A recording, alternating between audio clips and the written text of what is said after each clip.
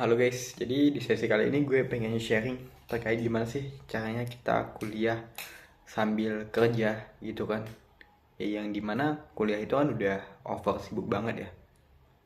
Kayak banyak tugas, banyak proposal, banyak tugas kelompok dan lain sebagainya. Terus kita tambah beban ya kerja. Nah, kerja kan termasuk beban juga ya. Nah, mungkin itu yang jadi pertanyaan, gimana sih caranya habis itu remote lagi.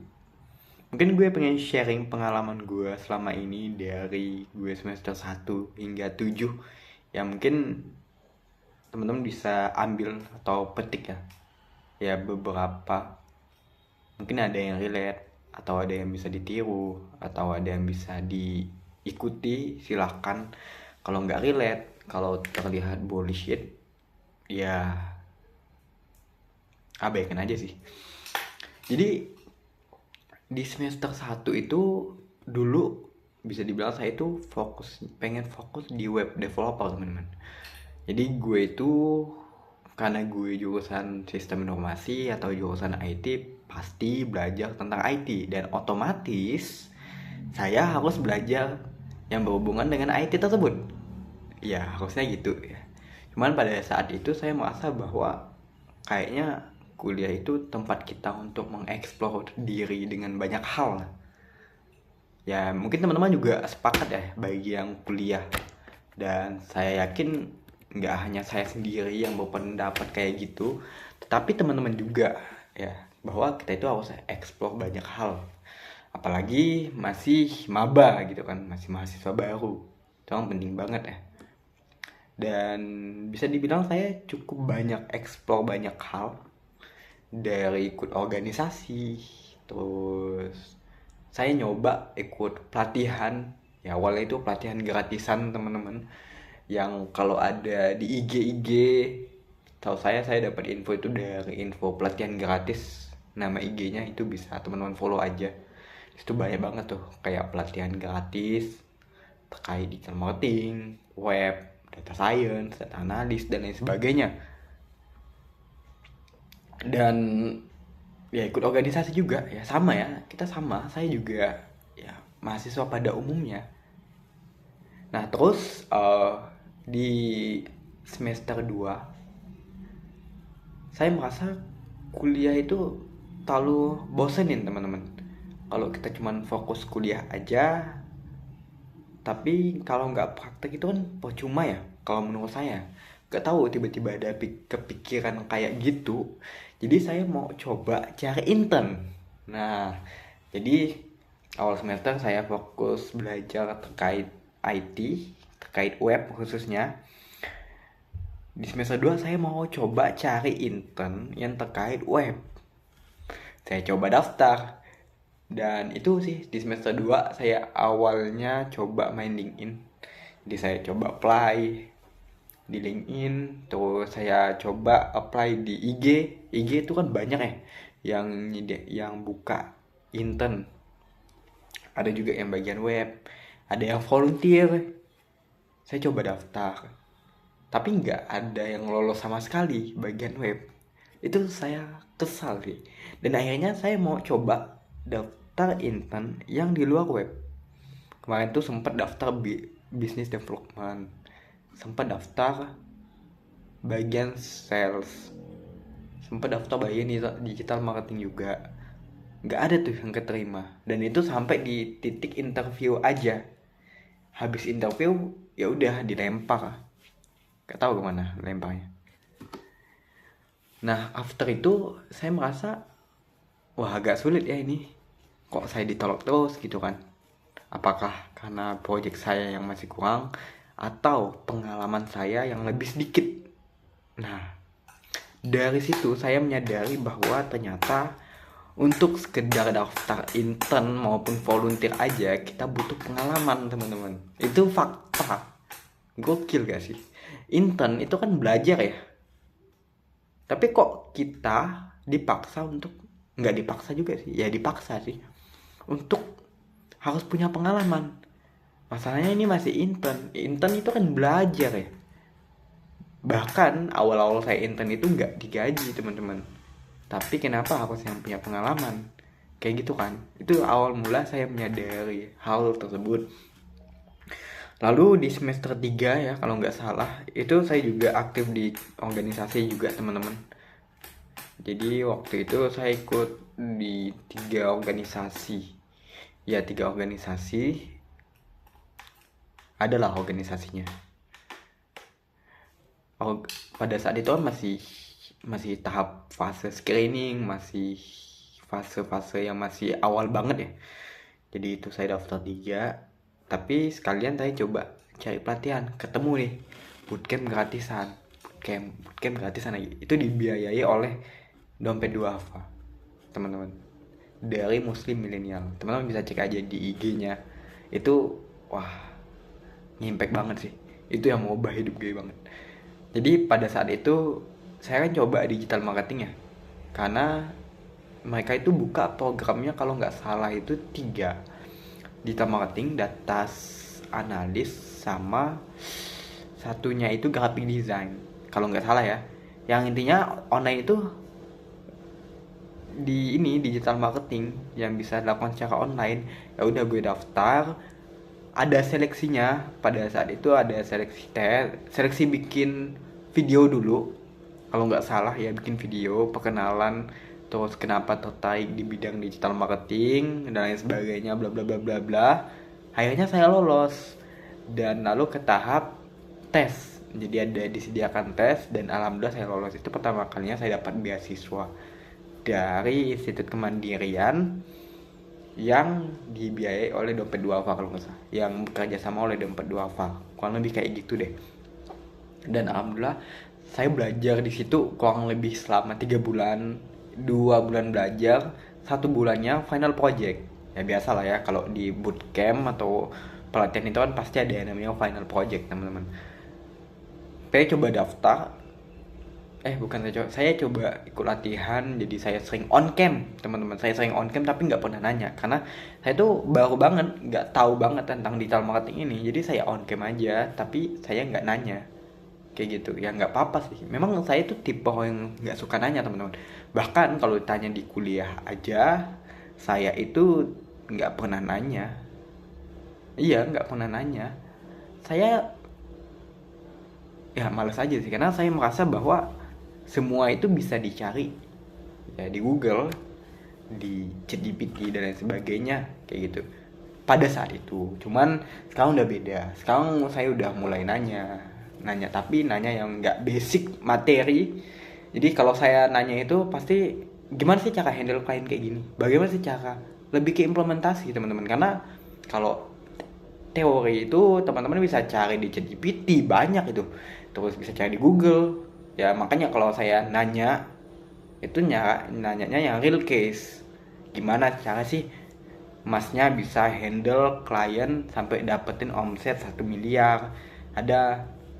Terus ada yang dapat omset miliaran dari SEO. Itu yang saya tanya, gimana sih strateginya. Nanti itu mungkin bisa saya cocok logikan. Oh, si praktis ini caranya kayak gini, si praktis ini caranya kayak gini. Itu bisa saya kombinasikan. Kayak kalau dapat temuan baru, nah nggak menutup kemungkinan nantinya gue bangun agensi, gue dapat real case yang sama, terus dapat miliaran. Ya kenapa enggak, akhirnya klien seneng. Nah kan nggak menutup kemungkinan. Makanya saya suka bertanya hal-hal yang teknis banget, nggak yang basic definisi, nggak. Itu bukan gue banget kayak gitu. Lalu setelah pelatihan itu, jadi saya mulai tertarik dengan digital marketing. Itu pertamanya pola pikir saya berubah, nggak lagi ke web, langsung digital marketing. Oh kayaknya digital marketing ini demandnya bakal tinggi nih di masa depan. Gue yakin akan hal itu karena di Indonesia banyak banget UMKM dan UKM, dan mereka itu sibuk ngurusin produksi. Yang jadi pertanyaannya, siapa yang bakal ngurusin sourcing mereka? Siapa yang bakal ngurusin ads mereka? Bagaimana cara mereka mendeliver ya dari produk ke pelanggan? Itu kan ada stepnya, ada funnelnya, ada ya strateginya. Ya mereka ada beberapa UMKM yang nggak sempat mikirin hal itu, khususnya konten. Apalagi kalau kita lihat banyak yang nggak paham terkait marketing karena ya algoritmanya selalu berubah. Nah, dari hal itu saya merasa bahwa ini demand-nya bakal tinggi banget. Pada saat itu kita fokusnya di bagian ads atau advertising atau bagian periklanan pada saat bootcamp, atau spesifiknya meta ads, kita fokusnya di meta ads sana. Jadi itu awal mula portofolio saya. Lalu setelah itu saya coba daftar intern. Saya cari di LinkedIn teman-teman, dan alhamdulillah itu keterima. Pertama keterima itu bagian business development. Nah, itu pertama kali saya ketemu mentor yang luar biasa banget. Wah, itu banyak sih. Gua kayak diajarin ya mana audiens yang cool, warm, hot, ya bagaimana cara kita melihat perusahaan, terus bagaimana caranya kita menyampaikan sesuatu kepada ya, klien dan lain sebagainya. Itu saya banyak diajari dari intern tersebut gitu. Itu kurang lebih selama 3 bulan. Iya, dan itu juga sekalian saya ikut organisasi ya. Saya juga aktif organisasi teman-teman. Saya juga ikut kepanitiaan ya. Saya juga pernah jadi ketua panitia. Saya juga pernah jadi koordinator perlengkapan. Jadi kalau bisa dibilang selama saya ikut kepanitiaan itu divisi yang paling sering itu yang saya tempatkan adalah divisi perlengkapan. Nggak tahu kenapa, intinya pada saat itu anak perla banget lah ya. Kalau teman-teman tahu, perlengkapan itu yang biasanya kerjaannya kerjaannya ya survei sih paling banyak ya. Survei gedung, survei ruangan, survei apalagi ya, survei lah intinya. Terus bikin tatip ya, ada di beberapa organisasi kalau perlengkapan itu include dengan keamanan ya, bikin tatip dan sebagainya. Terus di organisasi lain juga kayak gitu. Habis itu saya juga pernah jadi ketua panitia teman-teman. Jadi begitulah experience saya di organisasi. Terus dari itu saya nyambil juga teman-teman. Saya ya gimana cara bagi waktunya realistis aja ya. Ya prioritaskan hal yang penting. Prioritas pertama pasti kuliah. Teman-teman kuliah dulu. Habis kuliah teman-teman kerjain tugas magang. Habis itu baru kegiatan organisasi. Simple sih. Time management ini simple teman-teman sebenarnya ya. Kalau teman-teman itu habis kuliah nggak ngobrol lagi, nggak bahas itu bahas ini, terus canda, atau tiba-tiba ke kafe, tiba-tiba nongkrong dan sebagainya, itu yang bikin waktu teman-teman tuh nggak efisien kayak gitu. Dan juga apakah gue pernah kayak gitu ya? Kadang pernah ya, kadang enggak ya. Namanya juga manusia ya, kita punya kesenangan lah ya. Nongkrong senang juga ya sambil ngopi. Apalagi saya orangnya suka ngopi, suka ke kafe ya, gimana nggak tergoda gitu kan. Tapi alhamdulillah itu bisa ya sedikit teratasi lah ya. Bagaimana cara kita manajemen waktunya aja sih. Mungkin lebih bukan manajemen waktu, lebih ke manajemen prioritas sih tepatnya. Lalu di semester berapa ya, habis itu saya coba ikut pelatihan yang gratisan.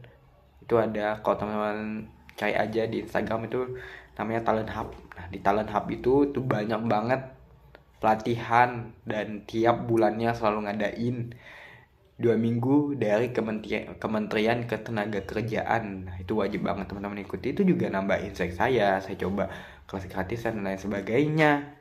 Lalu habis itu karena saya udah intern 3 bulan, saya coba intern lain itu dapet pertama kali tuh di bagian performance ads ya, bagian handle meta ads lah, di salah satu pelatihan di produk digital. Pokoknya produk digital, pada saat itu masih intern teman-teman.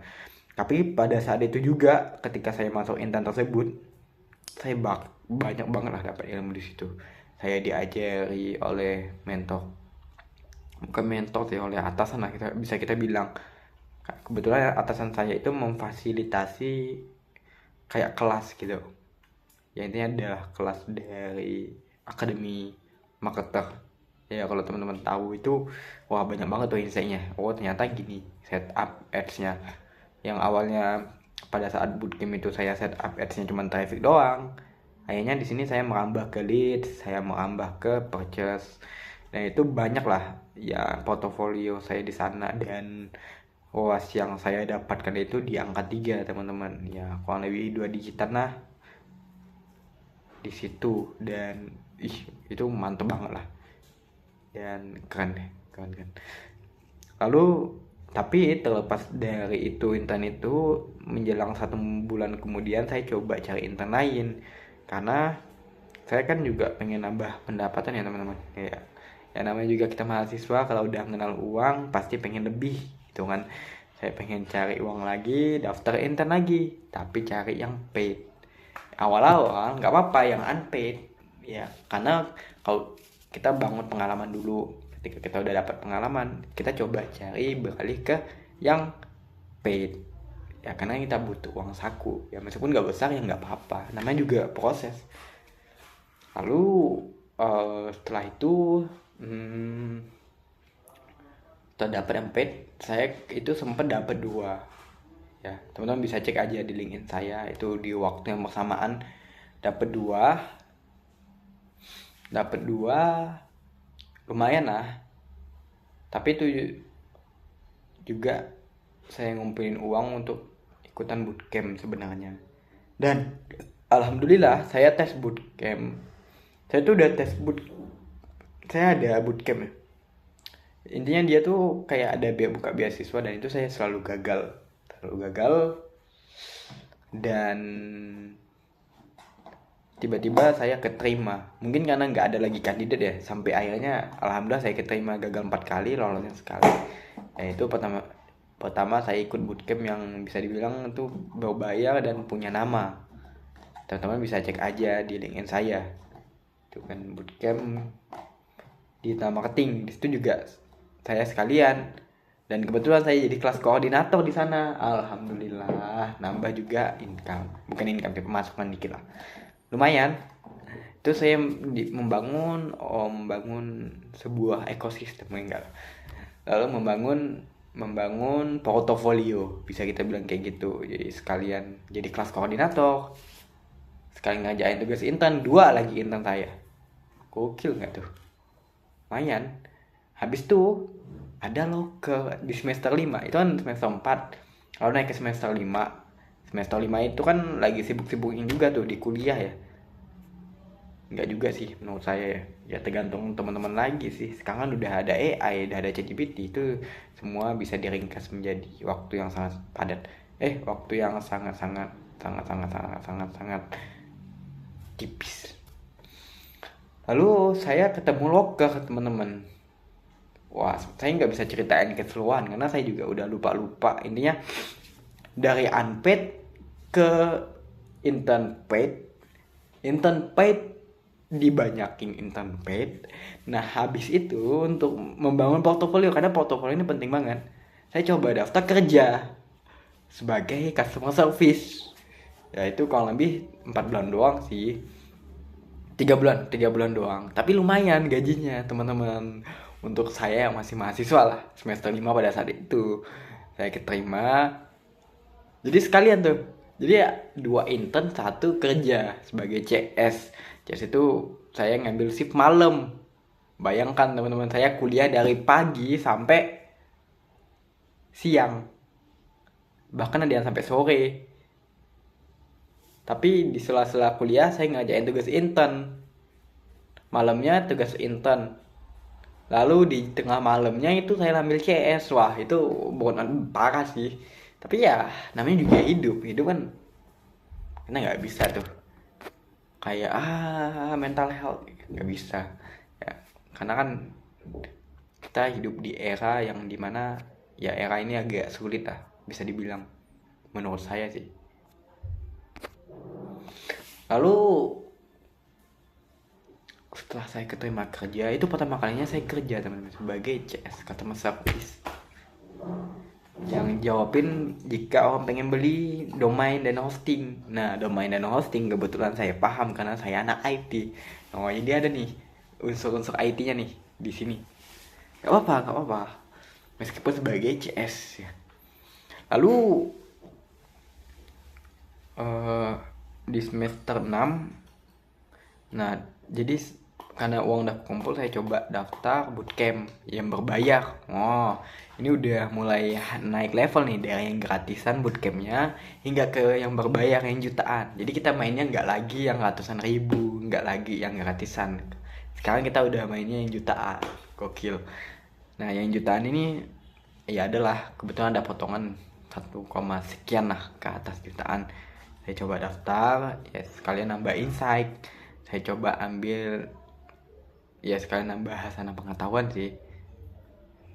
Lalu kerja 3 bulan, kontrak selesai, itu saya bingung tuh mau ngapain.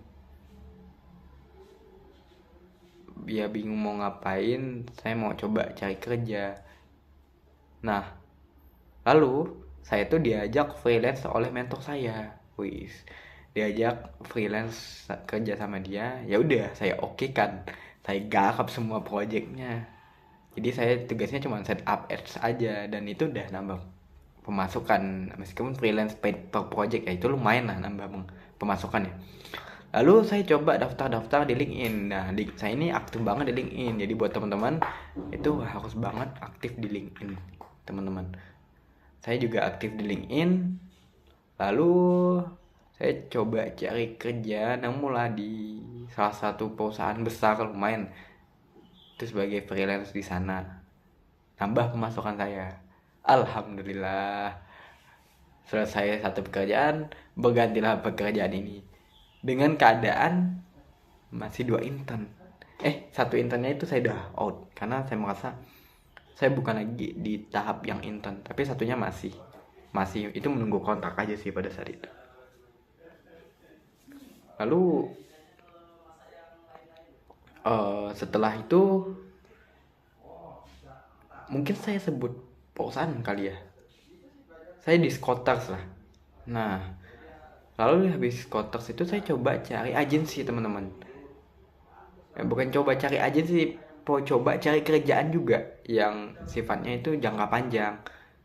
Nemulah pekerjaan yang sekarang. Nah, pekerjaan sekarang itu ya lumayan lah, ada kayak tesnya, interview dan lain sebagainya. Dan kebetulan portofolio saya karena udah dibangun dari sejak semester 2 hingga sekarang, ya portofolio saya ya udah banyak ya, karena kan udah banyak ngehandle project sana sini. Dan tes akhirnya keterima, teman-teman. Jadi ya bisa dihitung, satu bisa dibilang full time, satunya intern, satunya itu freelance, satunya juga freelance. Nah, jadi 4 kerjaan pemasukan saya. Meski 4 pemasukan ini setara dengan UMR lebih dikit, teman-teman. Ya nggak apa-apa, namanya juga proses ya, namanya juga mahasiswa, nggak apa-apa ya. Ini kan kita masih proses belajar, apa-apa. Lalu satu kerjaan itu saya coba kurangi, 2 kerjaan saya coba kurangi karena di semester 6 yang sekarang ini, nah ini udah masuk semester sekarang, saya harus magang, teman-teman. Magang kampus kan harus ya, karena untuk nambah SKS ya, atau kita sebut kerja praktik. Lalu setelah lalu saya coba ngurangi nih, takutnya sibuk nih kerja praktiknya. Jadi saya kurangi 2. Saya intern saya udah cukupkan, lalu di freelance juga 1 saya cukupkan karena udah nggak mampu bagi waktunya, karena kan nggak enak kan. Tapi di sana alhamdulillah saya diberi kebebasan untuk mengerjakan kerjaan saya, jadi bagi-bagi waktu lah. Jadi kadang saya ngerjain tugas magang pas magang offline, jadi di sela itu saya set up ads dan lain sebagainya kayak gitu.